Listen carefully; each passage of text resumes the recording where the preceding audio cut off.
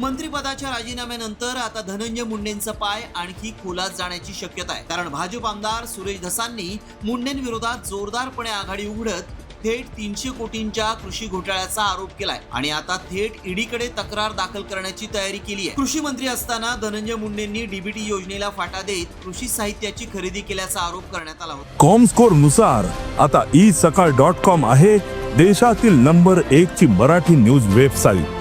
प्रत्येक अपडेटसाठी isakal.com ला नक्की भेट द्या।